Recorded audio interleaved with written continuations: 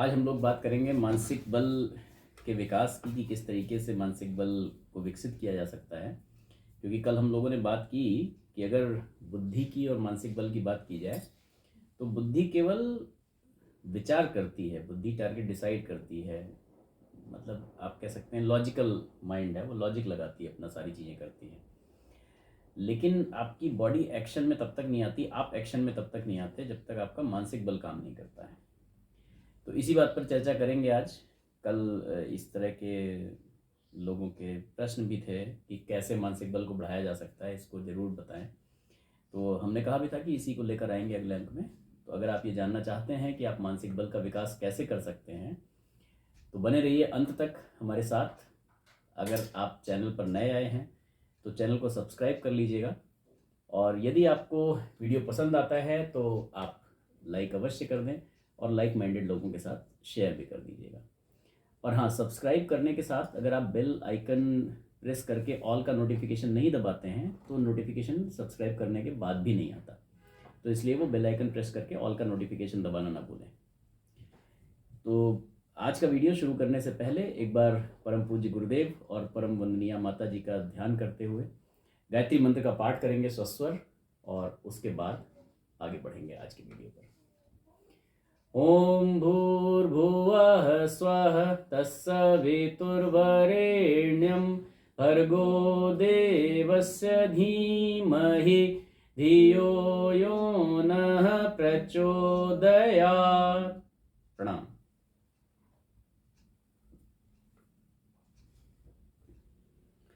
तो गुरुदेव कहते हैं कि क्योंकि कार्य की सफलता की सिद्धि के लिए मानसिक बल आवश्यक है, और ये इस पे हम लोगों ने डिटेल में चर्चा की कि अल्टीमेटली काम होता उससे है। क्योंकि जब तक वो मानसिक बल नहीं है तब तक तो आपके सामने रखा हुआ भोजन, रखी हुई थाली, उसमें से भी आप खाना नहीं खा सकते। कई बार होता है, आप देखिए कि अगर आपकी तबीयत खराब हो या कुछ ऐसी चीज़ हो तो आदमी बना के भोजन रख दे, उसमें भी लगता है कि यार इसको उठा के मुंह तक और लाना बड़ी बात है और मेरा मन नहीं कर रहा। शायद जो लोग बाकी लोग समझा रहे होंगे, बुद्धि वो भी काम कर रही होगी कि हाँ, शरीर को ताकत के लिए भोजन तो चाहिए। बुद्धि अब भी कह रही है कि शरीर की ताकत के लिए भोजन चाहिए, लेकिन इतना मानसिक बल नहीं है कि मैं उठूं और वो भोजन को कर लूं। तो लोग नहीं करते हैं। हाँ, बच्चे नहीं करते स्पेसिफिकली, बड़ों को ये बात पता होती है, वो अपना मानसिक बल लगाते हैं और भोजन करते रहते हैं, इसीलिए वो कमजोरी से बाहर निकल जाते हैं। कुछ बड़े भी नहीं मानते हैं, वो भी नहीं करते, तो उनको कमजोरी जल्दी आती रहती है। तो गुरुदेव यही कहते हैं कि बुद्धिमान मनुष्य वो है जो पहले अपनी बुद्धि से किसी काम का निर्णय करे कि मुझे ये करना है, तो बुद्धि प्लॉट कर देगी पूरा कि साहब ऐसे ऐसे करना है, इस तरह की चीज़ें करनी पड़ेंगी, इतने साधन जुटाने पड़ेंगे। फिर उसके बाद मानसिक बल का उपयोग करे उन चीज़ों को एक्ट करने में, क्योंकि एक्शन जो है, एक्ट जो है, वो मानसिक बल से होगा। क्योंकि केवल विचार कर लेने से कुछ नहीं होगा, केवल विचारों में बहते रहने से कुछ नहीं होगा। तो बुद्धि विचार तो करती रहेगी। हम मतलब जीवन में बहुत सारे लोगों की इच्छा होती है कि मैं आईआईटी में टॉप कर जाऊं, मैं आईएएस में टॉप कर जाऊं, लेकिन सब कर नहीं पाते ना। उसके लिए जो किया जाना है वो पता उनमें से बहुत सारे लोगों को होता है, बहुत सारे लोग वहां तक पहुंच भी जाते हैं, लेकिन कर क्यों नहीं पाते? उनको पता है कि मुझे इतने घंटे पढ़ना चाहिए, मुझे रोज का काम रोज खत्म कर लेना चाहिए, मुझे रिवीजन करना चाहिए, ये पता है, पता होता है, बहुत सारे लोग बताने वाले भी होते हैं, बुद्धि में बात बैठ भी जाती है। लेकिन उसके लिए जो निरंतरता चाहिए, जो डिसिप्लिन चाहिए, जो रेगुलरिटी चाहिए, वो क्यों नहीं कायम हो पाती? मानसिक बल नहीं है, अपना मन नहीं कर रहा। पता तो है कि अगर मैं लेटा रहूंगा तो मेरा काम पिछड़ जाएगा, होगा नहीं, लेकिन उठने का मन नहीं कर रहा। सबसे बड़ा जो मुझे लगता है कि जो सबसे बड़ा रोग है वो है मन नहीं कर रहा। ये मन नहीं कर रहा आपको आगे करता है, सॉरी, मन नहीं कर रहा आपको पीछे करता है, और इस मन को उठा के करवा लेना आपको आगे करता है। तो बेसिकली मन की गति अधोगामी है, तो अगर हमें उसे ऊपर की तरफ लेके जाना है तो उसके लिए हमें प्रयास करना पड़ेगा, वो खुद से स्वतः नहीं होगा। तो इसीलिए देखिए, जो लोग बहुत सक्सेसफुल होते हैं वो बहुत डिसिप्लिन होते हैं, और डिसिप्लिन के लिए बड़ा सख्ती लगती है, ये नहीं होता कि वो बड़े आसानी से हो जाता है। ऊपर उठने में ऊर्जा लगती है, हाँ नीचे गिरने में नहीं। हाँ, वो तो आराम से बिस्तर पर लेटे लेटे हो जाएगा। जब आप जो है किसी चीज को उठाना चाहते हैं तो उसके लिए या तो कई लोग लगेंगे या क्रेन लगेगी या वो होगा, पर गिराना चाहते हैं तो छोड़ दीजिए, खत्म कहानी, गिर जाएगा नीचे। तो ऐसे ही मन की गति पानी की तरह है।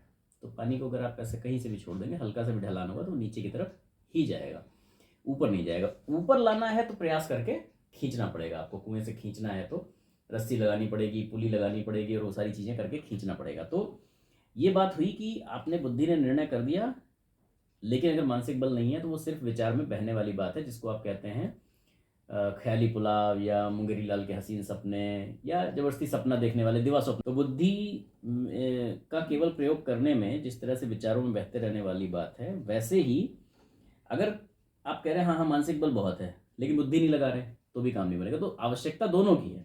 आपने कहा ना, जो आदमी वो सफल होता है जो दोनों शक्तियां लगा लेता है अपनी, बुद्धि बल और मानसिक बल।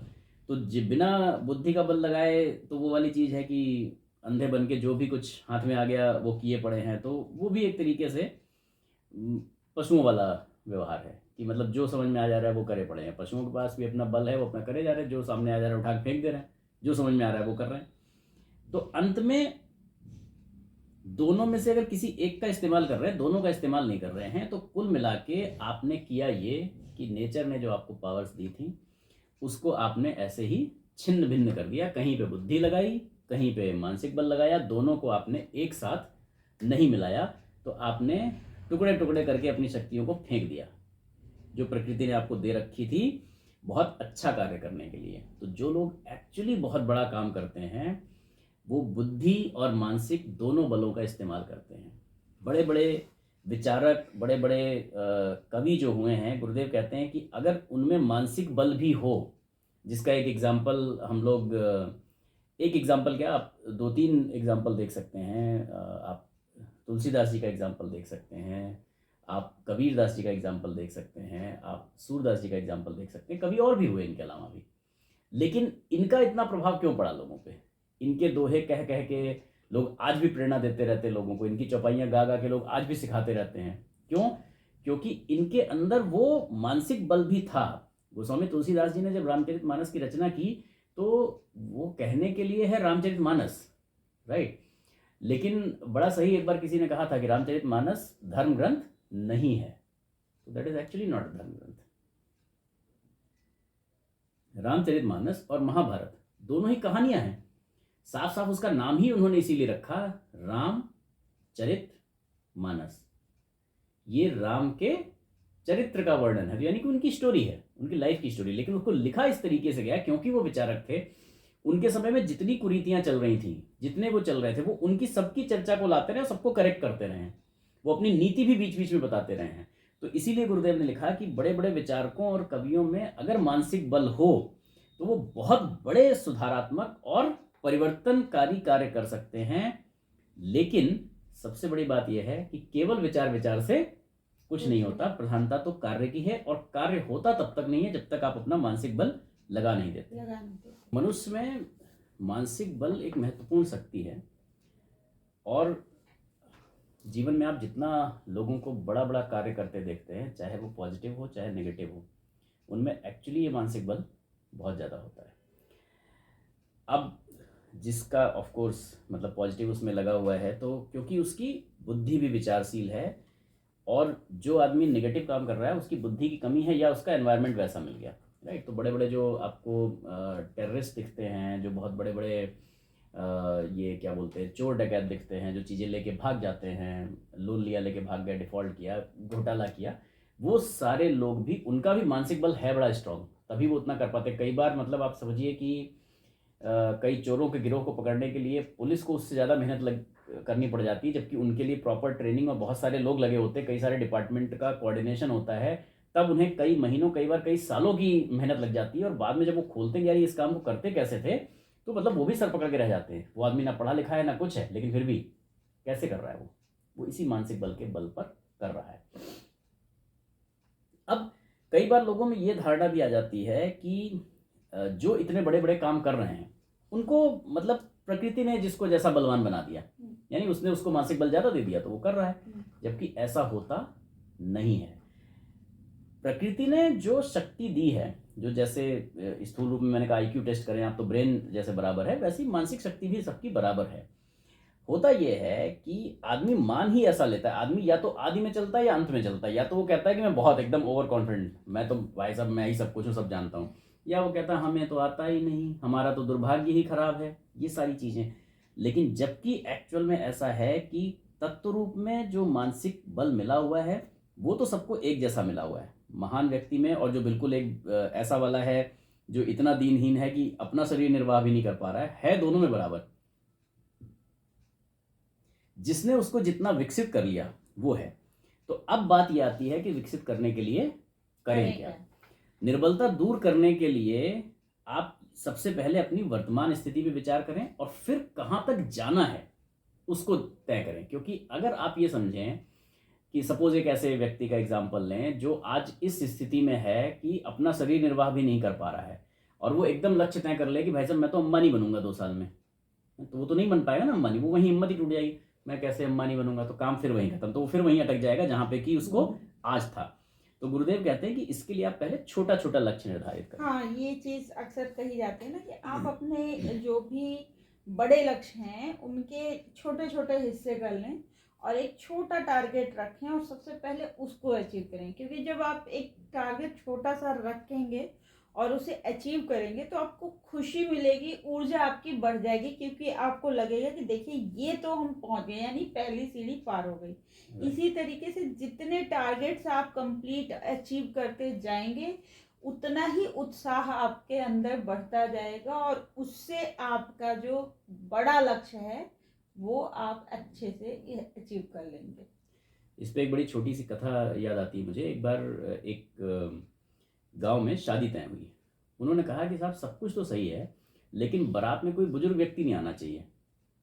लोगों को समझ में नहीं आया कि यार ये क्या शर्त हुई कि बाजार में कोई बारात में बुजुर्ग व्यक्ति नहीं आना चाहिए। पर फिर भी मतलब उन्होंने कहा कि ठीक है, रिश्ता पसंद था तो अब उन्होंने कहा ये इतनी सी बात पर कैंसिल तो नहीं कर सकते। उन्होंने कहा चलो ठीक है मान लेते हैं। पर इन लोगों को लगा कि इन्होंने जब ऐसी शर्त रखी है तो कुछ ना कुछ इसमें रहस्य है, जरूर कुछ ना कुछ बात है। उन्होंने कहा यार हम ले चलेंगे किसी ना किसी को, क्योंकि कोई ऐसा पेच फंसेगा जरूर जिसमें जरूरत पड़ेगी किसी बुजुर्ग की और वहाँ ये हमको फंसाएंगे। तो वो एक अपना पहले जब बारातें चलती थी तो ट्रैक्टर वैक्टर जाता था बड़ा, अपना राशन पानी वानी बहुत सारी चीज़ें रास्ते की साथ में भी जाती हैं। तो एक ड्रम में छुपा के एक बुजुर्ग को ले गए। पहुँचे साहब वहाँ, तो वहाँ उन्होंने कहा कि साहब हमने ना आप लोगों के लिए बहुत सारे पकवान का इंतजाम किया है और उसमें एक हमने कटहल की सब्जी बनवाई है। और वो ऐसे नहीं बनवाई है, हमने हर आदमी के हिसाब से एक एक कटहल की सब्जी बनवाई, वो पूरा पोर्शन अलग अलग है। यार एक पूरे कटहल की सब्जी कौन खा पाएगा, मतलब एक पूरा कटहल। तो उन्होंने कहा और आपको पूरा खाना पड़ेगा। तो उन्होंने कहा यही मामला था गड़बड़। अब वो गए और अपना ड्रम में गए और काका क्या करें। तो उन्होंने कहा कि उनसे कह दो ठीक है हम खाएंगे लेकिन एक एक कटहल एक एक बार में भेजना, मतलब पहले एक भेजना फिर एक भेजना फिर एक भेजना। तो जैसे ही उन्होंने ये बात कही तो उन्होंने कहा कि जरूर तुम किसी बुजुर्ग को छुपा के लाए हो, बता नहीं रहे हो, क्योंकि ये सलाह तुम्हारे गांव का कोई बुजुर्ग आदमी ही दे सकता है। तो इंग्लिश में एक बड़ी फेमस सेइंग है, if you want to eat an elephant you should eat in pieces. तो जब बहुत सारे लोग मिलके करेंगे तो धीरे धीरे काम खत्म हो जाएगा। वरना वो बड़ा लक्ष्य था कि एक एक, मतलब से फॉर एग्जाम्पल 100 लोगों की बारात तो 100 कटहल एक साथ आ गया, ऐसे अब एक एक आ रहा है तो धीरे धीरे धीरे धीरे खत्म होता रहेगा। तो वही वाली स्थिति है कि अगर आप एकदम से बड़ा लक्ष्य निर्धारित करेंगे और आप कहेंगे सीधे यही करूंगा। सपोज अगर आपको मैट्रिक पास करना है, 10th करना है, तो आप सीधे नर्सरी क्लास का बच्चा 3 साल 5 साल का, मान लीजिए 5 साल से आपने पढ़ाना शुरू किया, आप कहें भाई साहब ऐसा है बेटा बात सुनो, ये है 10th की किताब, ये करना है तुमको, ठीक है ना। और भले ही आप उसे ये बता दें कि ये आज नहीं करना है, ये करना आज से 10 साल बाद है, लेकिन उसका मनोबल यहीं से टूट जाएगा। यार ये करना, क्योंकि तब वो इतना बच्चा था ना, इतना छोटा सा बच्चा था, तब आपने उसे दिखा दी इतनी मोटी मोटी किताबें पढ़नी है तुमको 6, खत्म होगी कहानी उसकी। लेकिन हम क्या करते हैं, हम उसको हाई स्कूल वाली किताब नहीं दिखाते। अगर घर में कोई बड़ा है भी तो हम क्या करते हैं, अगर वो पूछता है कि ये क्या है तो कहते हैं ये बेटा ये बड़े लेवल की किताब है, जब तुम यहाँ तक पढ़ते पढ़ते पहुंच जाओगे तब तुम भी इसको पढ़ पाओगे। तो हम उसको लगातार मोटिवेट करते रहते हैं, बताते रहते हैं कि तुम उसे पढ़ पाओगे। तो इसी तरीके से पहले वो क्या करता है साहब, पहली क्लास करता है, फिर दूसरी क्लास करता है, फिर तीसरी क्लास करता है। तो ऐसे ही आज अगर आपका मानसिक बल इस लेवल पर है तो आप उसको एकदम से यहाँ नहीं ला सकते। आप उसे ऐसे ऐसे ऐसे ऐसे धीरे धीरे चढ़ाते हुए लाएंगे कि आज अगर इतनी स्थिति है कि एक आदमी इतना भी नहीं से फॉर एग्जाम्पल काम कर पा रहा है या कमा पा रहा है जिससे वो अपना शरीर निर्वाह कर पाए, तो पहले क्या होगा भैया, पहले तुम अपने लायक बनो, पहले तुम इतना कमाओ एटलीस्ट कि पहले तुम ये डिसाइड कर लो कि मैं उतना ही खाऊंगा जितना खुद कमाऊंगा, या मैं उतना ही खाऊंगा जितना खुद चक्की चला के पीसूंगा, या मैं उतना ही खाना खाऊंगा जितना मैं खुद बना पाऊंगा। तो पहले इतना हो गया कि मैं अपने लिए सेल्फ इंडिपेंडेंट हो गया। अब तुम 2 लोगों का बनाओ, फिर तुम 4 लोगों का बनाओ, फिर तुम भले हलवाई बन जाओ, पूरी बारात का बना लो। तो मानसिक विकास करने के लिए आपको पहले टुकड़ों में अपने लक्ष्य को बांटना पड़ेगा, फिर उस छोटे से लक्ष्य पे पूरा आपको क्या करना पड़ेगा, अपना चित्त, अपना दिमाग, बुद्धि, सब कुछ उस पर केंद्रित कर देना पड़ेगा। और जैसे जैसे वो बढ़ता जाए वैसे वैसे लक्ष्य बढ़ाते जाना पड़ेगा। एंड आप डिफिकल्टी का लेवल बढ़ा सकते हैं। आप अपना जो टारगेट है, अगर वो मतलब कुछ ऐसा है कि छोटे से बड़ा कर सकते हैं, ज्यादा काम अपने लिए ले सकते हैं एक बार के लिए। राइट।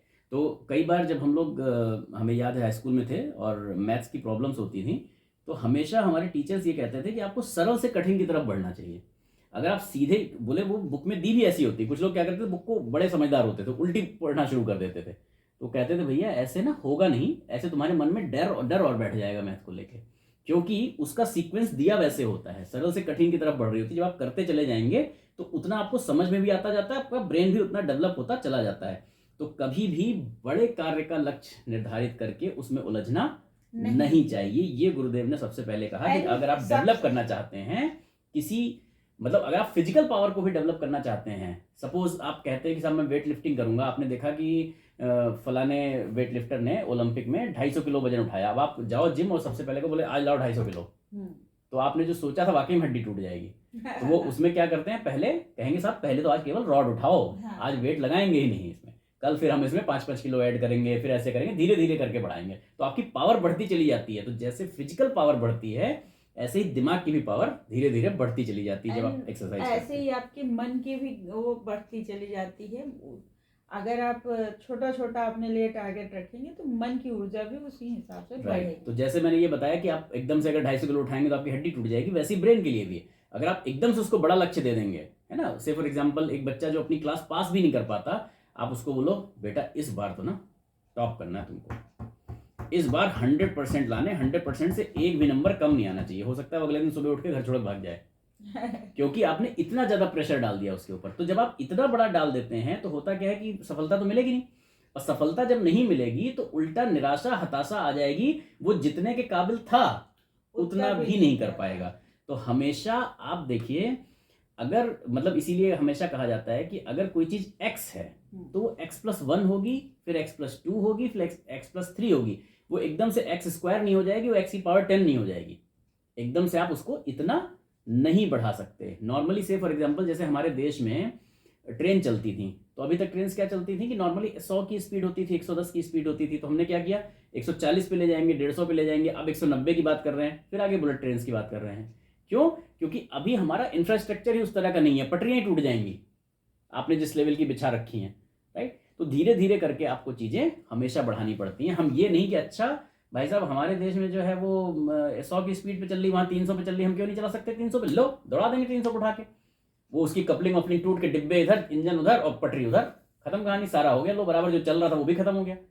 तो यही हाल मन का होगा, यही हाल दिमाग का होगा। अगर आप एकदम से बढ़ा दे देंगे तो किसी भी चीज का करने के लिए, जैसे हम लोगों क्या कहा जाता था कि दुनिया में जौ आगर हैं, यानी कि जौ के बराबर लोग आपसे आगे हैं। तो अगर आप जौ के बराबर एक जौ जितना लक्ष्य बढ़ाने की डेली कोशिश करेंगे, है ना, तो आदमी हमारे लोगों के कहा जाता है कि बच्चा जब छोटा होता है तो अपनी जौ भर खुराक रोज बढ़ाता है। अब आप कहो अच्छा जौ भर रोज बढ़ाता है, हम ऐसा करें इसको 1 महीने ना दें और बाद में लेके 1 मुट्ठा बढ़ा दें, तो बनेगा काम? नहीं बनेगा। तो पहले एक तो बीच में उसका इतना गैप आ गया, कमजोरी आ जाएगी, उसके बाद वो जो एकदम से आप बढ़ाएंगे तो अपच हो जाएगी, खत्म हो जाएगी कहानी। तो ये सबसे बड़ा सिद्धांत जो स्लो एंड स्टडी वाला है वो है धीरे धीरे उसको बढ़ाएं, लेकिन बढ़ाना पड़ता है प्रयास करके। इसको हम लोग देखेंगे अगले वीडियो में कि ये अपने आप नहीं हो जाएगा, स्वतः नहीं हो जाएगा। जो चीज बहुत सालों से दबी पड़ी है, कुंठित पड़ी है, वो एकदम से नहीं उठ जाएगी। तो यानी कि सबसे पहले मन की शक्ति बढ़ाने का सबसे आसान तरीका जो गुरुदेव ने बताया कि अपना जो टारगेट है उसको पहले निश्चित करें, एक अपना लक्ष्य निर्धारित करें और लेवल के हिसाब से, और बड़ा ना कर लें एकदम। लक्ष्य को हमेशा अपनी क्षमता के अनुरूप रखना चाहिए। और हाँ, ये नहीं कहा जा सकता है कि आज आपकी क्षमता जो है वही, तो अगर टाइम बाउंड आप लक्ष्य रख रहे हैं तो आप लेवल बड़ा मतलब लक्ष्य रख सकते हैं। आज के लेवल के हिसाब से रखें। दूसरी बात क्या है कि जब आपने एक लक्ष्य निर्धारित कर लिया तो फिर आप पहले दिन से वो पूरे कंप्लीट उस पर फोकस मत कीजिए। आप उसके छोटे छोटे टुकड़ों में अपनी जो सफलता के पैरामीटर से वो छोटे छोटे बना लीजिए कि आज मैंने इतना काम लिया, वो मैंने कर लिया, और उसके बाद खुश, और उसमें अपने आप को अप्रिशिएट भी कीजिए कि अरे वाह, आज मैंने ये चीज़ अचीव कर ली। उससे होगा क्या कि आपका उत्साह बढ़ेगा, हर अप्रिशिएशन से आपका उत्साह बढ़ेगा। उसके बाद आप उस पर रिजिट मत हो जाइए कि एक छोटा टुकड़ा ही बनाया तो नहीं, हर बार अपनी कैपेसिटी को चेक कीजिए, उससे थोड़ा आगे जाइए, एक स्टेप आगे जाइए। और जब आप एक स्टेप और आगे जाएंगे तो आपको और आत्मविश्वास बढ़ेगा और आपके उस बड़े जो गोल है इसी तरीके से बढ़ते बढ़ते एक दिन आप वहाँ पहुँच जाएंगे।